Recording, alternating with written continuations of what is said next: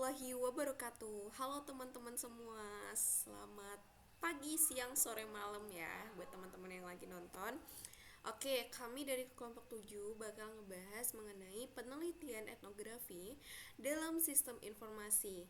Yang mana beranggotakan yang pertama ada Saudari Anggraini Tovani sebagai pemateri pertama. Halo Kak Tovani. Yang selanjutnya adalah Saudari Pinky Hera Felianti sebagai pemateri kedua. Halo Kak Pinky. Yang ketiga tentu saja ada aku Novitri Madani sebagai moderator sekaligus pemateri ketiga. Oke, tanpa berlama-lama langsung saja kita masuk ke materi yang akan kita bahas. Yang mana pemateri pertama adalah Kak Tovani. Kepada Kak Tovani disilahkan. Materi pertama akan dibawakan oleh saya sendiri. Yang pertama itu pengertian etnografi. Etnografi adalah metode penelitian yang mempelajari kebudayaan manusia melalui pengamatan langsung dan terlibat dalam kehidupan masyarakat.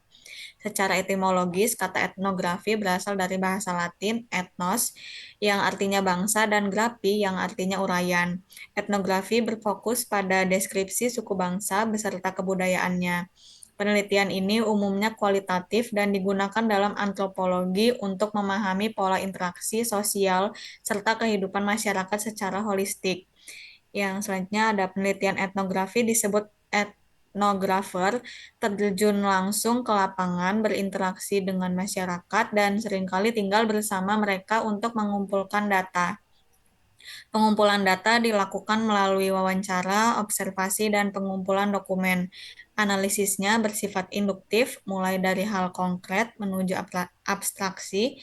Peneliti bertindak sebagai instrumen utama dan menggunakan berbagai sumber untuk menyusun gambaran kehidupan masyarakat yang diteliti. Yang selanjutnya ada karakteristik etnografi. Yang pertama, setting alamiah. Penelitian dilakukan di lapangan langsung pada masyarakat. Peneliti sebagai instrumen utama. Peneliti sendiri yang menjadi alat utama pengumpul data. Pengumpul data beragam, melibatkan wawancara, observasi, dan dokumen. Yang selanjutnya ada analisis induktif. Data dikumpulkan dari konkret ke abstrak. Yang selanjutnya ada partisipan berperan penting, data utama berasal dari masyarakat. Selanjutnya ada rancangan penelitian fleksibel, penyesuaian sesuai kondisi lapangan. Selanjutnya ada kerangka teoritis, biasanya berdasarkan aspek budaya, gender, atau politik. Yang selanjutnya ada interpretasi peneliti. Peneliti menafsirkan temuan berdasarkan pengalaman lapangan. Yang terakhir ada pendekatan holistik, melihat masalah dari berbagai sudut pandang dan kompleksitas. Etnografi bertujuan untuk memberikan gambaran menyeluruh tentang kehidupan sosial dan budaya suatu masyarakat, dengan mempertimbangkan berbagai faktor yang mempengaruhi kehidupan mereka. Yang selanjutnya ada tujuan etnografi. Tujuan etnografi adalah memahami dan menggambarkan pola perilaku, keyakinan, bahasa, dan norma dalam masyarakat melalui pengamatan langsung. Penelitian ini bersifat naturalistik dan interpretatif, dengan fokus pada pemahaman makna sosial dari fenomena budaya yang diamati. Peneliti biasanya terlibat intens dalam kehidupan responden untuk memberikan gambaran holistik tentang kelompok yang diteliti. Yang selanjutnya ada penelitian etnografi dalam sistem informasi. Penelitian etnografi dalam sistem informasi membantu memahami perilaku dan kebutuhan pengguna, menganalisis interaksi sosial di dunia maya, serta mengembangkan sistem yang lebih responsif. Etnografi juga digunakan untuk studi kasus komunitas tertentu, meningkatkan desain antarmuka pengguna, dan mengevaluasi dampak teknologi dalam organisasi atau komunitas. Yang selanjutnya saya kembalikan ke moderator. Oke, baik. Terima kasih kepada Kak Tovani yang sudah memaparkan materi yang pertama, yang sangat menarik sekali ya.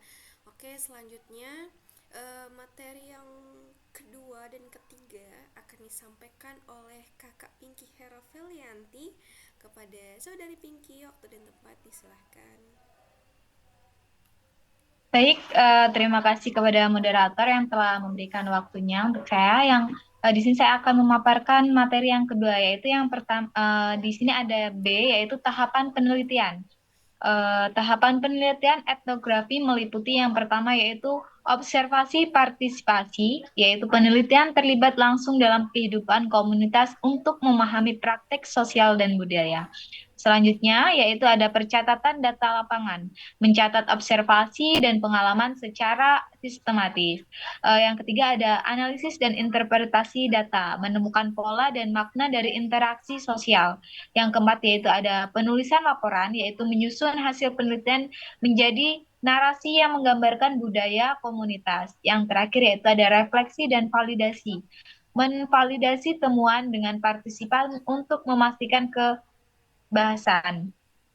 Tahapan ini dimulai dari menerapkan tujuan, memilih lokasi, membangun relasi, observasi, wawancara, dan analisis serta penyusunan laporan. Selanjutnya yaitu ada manfaat dan tantangan dalam penerapan metode etnografi khususnya dalam memahami interaksi sosial di dalam lingkungan sistem informasi. Yang pertama ada manfaat metode etnografi dalam sistem informasi yaitu mencakup pemahaman intelektual mendalam yaitu memahami dinamika sosial dan budaya di balik penggunaan teknologi. Selanjutnya ada mengungkap aspek tersembunyi menemukan resistansi budaya dan interaksi formal yang mempengaruhi pengguna sistem informasi. Yang ketiga yaitu detail pengalaman pengguna, melihat langsung interaksi pengguna dengan sistem untuk mengidentifikasi hambatan dan solusi kreatif. Yang terakhir yaitu perbaikan sistem, membantu merancang ulang sistem agar lebih sesuai dengan kebutuhan pengguna. Selanjutnya ada yang B yaitu tantangan metode integrafi dalam sistem informasi. Yang pertama yaitu proses memakan waktu dan sumber daya, memerlukan waktu dan biaya tinggi untuk tempat tinggal di lapangan. Selanjutnya yaitu kesulitan menjaga objektivitas, keterlambatan langsung dapat menimbulkan bias. Yang ketiga yaitu kerumitan data yang kaya dan tidak terstruktur membuat analisis rumit. Yang keempat yaitu masalah akses dan privasi, tantangan mendapatkan izin dan menjaga privasi data. Yang terakhir yaitu ada generalisasi temuan sulit diterapkan di luar konteks speksi penelitian. Baik, terima kasih, saya kembalikan ke moderator. Oke, baik, terima kasih kita ucapkan kepada Kak Pinky. Materi yang sangat menarik sudah disampaikan. Selanjutnya materi mengenai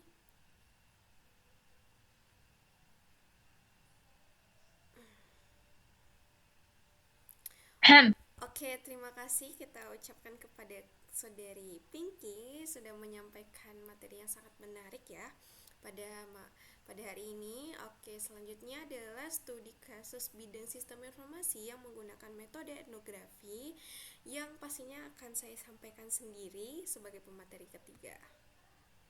Oke. Nah, studi kasusnya adalah implementasi sistem seleksi CPNS 2024 dengan pendekatan etnografi dalam sistem informasi.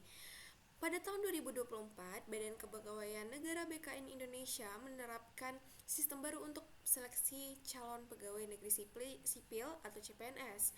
Sistem ini bertujuan meningkatkan efisiensi, transparansi, dan akurasi dalam proses seleksi yang melibatkan jutaan pelamar dengan fitur-fitur seperti pendaftaran online, verifikasi dokumen digital, tes berbasis komputer atau CAT, dan pengumuman hasil yang terintegritas. Nah, terintegrasi maksudnya. Oke, selanjutnya ada tujuan penelitian yang bertujuan memahami bagaimana cara pemangku kepentingan berinteraksi dengan sistem seleksi CPNS baru, mengidentifikasi tantangan dalam adopsi dan penggunaan sistem, serta menemukan strategi untuk meningkatkan efektivitas dan penerimaan sistem di berbagai tingkat. Nah, boleh dilanjut slide-nya, Kak? Selanjutnya adalah metodologi. Nah, penelitian ini menggunakan pendekatan etnografi untuk memahami interaksi pemangku kepentingan dalam sistem seleksi CPNS 2024 dengan teknik pengumpulan data berupa observasi partisipan, wawancara mendalam, analisis artefak digital, dan shadowing. Nah, temuan utamanya adalah yang pertama, kesenjangan digital. Pelamar dari daerah terpencil mengalami kesulitan akses dan penggunaan sistem online. Yang kedua, adaptasi lokal. Nah, panitia lokal membuat solusi alternatif untuk mengatasi keterbatasan sistem. Yang ketiga, isu kepercayaan. Ada keraguan pelamar tentang keamanan data dan keadilan sistem. Yang keempat, tekanan infrastruktur. Infrastruktur IT di beberapa daerah tidak mendukung beban sistem skala besar seperti perekrutan CPNS ini. Nah, yang kelima ada dinamika sosial baru, komunitas online pelamar yang saling mendukung dan perubahan pola persiapan. Nah, rekomendasinya apa saja sih? Yang pertama, program inklusi digital untuk daerah terpencil, fleksibilitas sistem yang disesuaikan dengan kebutuhan lokal, serta transparansi aktif dengan fitur pelacakan aplikasi real time. Oke, boleh slide selanjutnya, Kak? Nah, oke. Ternyata kita udah sampai ya di materi penutup, di mana kesimpulannya metode etnografi yang bersifat mendalam dan partisipatif menawarkan wawasan yang kaya dalam memahami fenomena sosial dan yang kompleks seperti implementasi sistem seleksi CPNS 2024 ini dengan teknik observasi langsung, wawancara dan analisa dokumen. Penelitian ini mengungkapkan dinamika sosial, budaya, dan teknis yang memengaruhi keberhasilan atau kegagalan sistem. Etnografi menyoroti pentingnya memahami konteks sosial dalam pengembangan sistem informasi dan bagaimana teknologi membentuk serta dipengaruhi oleh interaksi sosial. Studi ini memberikan rekomendasi yang relevan untuk perbaikan sistem seleksi di masa depan dan menawarkan pelajaran bagi penerapan teknologi informasi dalam konteks sosial yang kompleks. Oke, teman-teman, sudah habis nih materi yang kami sampaikan. Semoga teman-teman paham dengan apa yang kami sampaikan. Terima kasih sudah mau menonton video ini dan mengklik video ini. Jangan lupa untuk komen di bawah. Kita berdiskusi bersama-sama. Nanti kami akan mencoba menjawab pertanyaan-pertanyaan dari teman-teman. Oke, jangan lupa like video ini dan subscribe akun kelas kami, YouTube kelas kami di bawah. Jangan lupa like juga komen di bawah.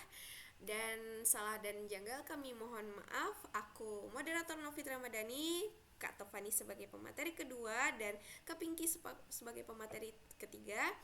Maaf, pemateri kedua. Aduh, kebalik-balik, maaf ya. Pamit undur diri. Dadah, bye-bye, see you. Assalamualaikum warahmatullahi wabarakatuh. Warahmatullahi wabarakatuh. Waalaikumsalam warahmatullahi wabarakatuh.